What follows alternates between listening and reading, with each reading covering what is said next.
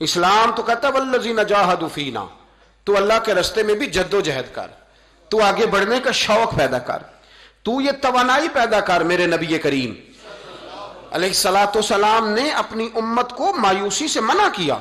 فرمایا رب سے دعا مانگو تو اس طرح نہ مانگا کرو، یہ مشکات میں حدیث ہے، فرمایا یوں نہ دعا مانگا کرو کہ یا اللہ دے چاہے نہ دے، فرمایا رب سے مانگو تو پورے شوق سے مانگو،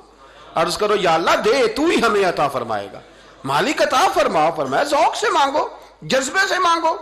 ہمارے ہاں استاد دو قسم کے ہوتے ہیں، ایک ٹیچر کی ڈیوٹی ہے اسکول جانا،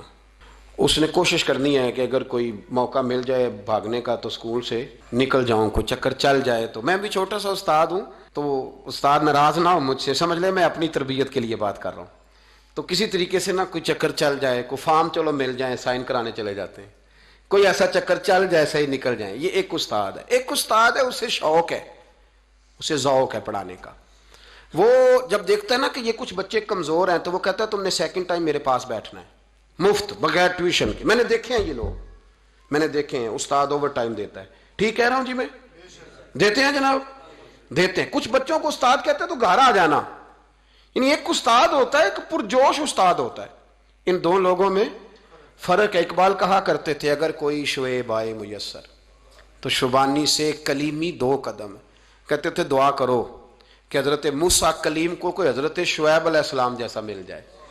کوئی مل جائے نا ایسا، تو وہ پھر تازگی پیدا کر دیتا ہے۔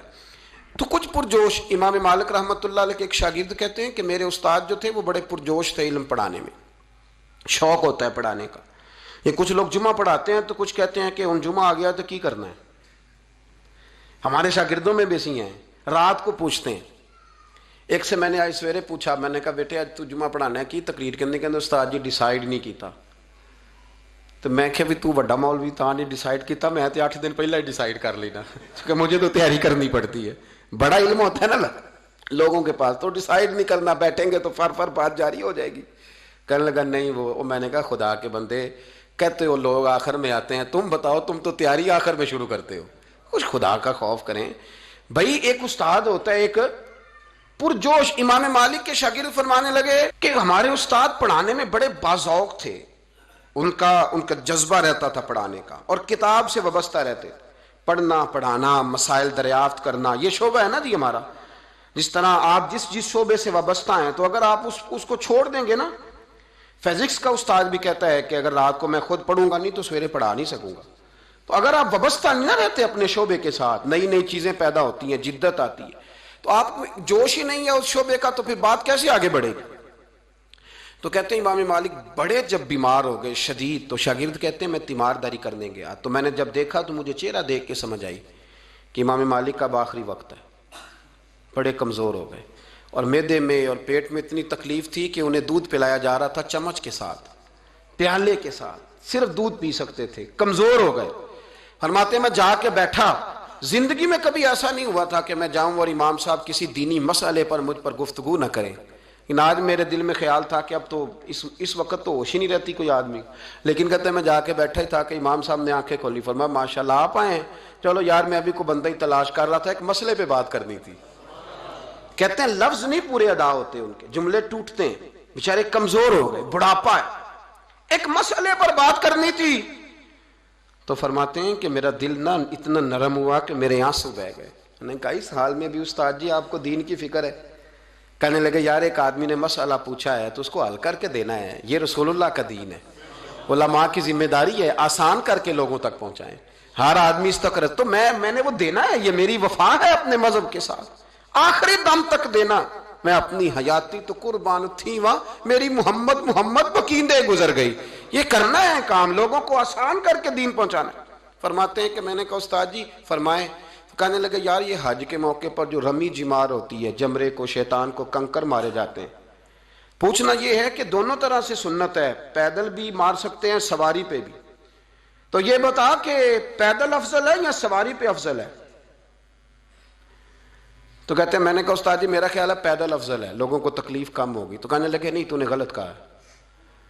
کھانا نہیں کھایا جا رہا، لیکن اب استاد ہیں تو جوش کتنا ہے، فرمانے لگے تو نے غلط کہا۔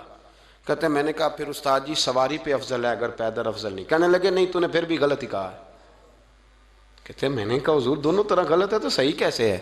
فرمانے لگے بیٹے اگر اس بڑھاپے میں بھی میں مسئلہ بتانے میں تیزی نہیں کرتا، تحقیق کرتا ہوں، تو نے جوانی میں تیزی کرنی شروع کر دی ہے، سوچے ہی نہیں بات کو، فٹافٹ بیان کر دی کہ اگر یہ نہیں تو یہ حکمت والا ہے، اس کو سمجھنا پڑتا ہے، حکمت کے ساتھ پھیلتا ہے۔ کہتے میں نے کہا استاد جی حکم کریں، پھر آپ بتائیں کیسے افضل ہے۔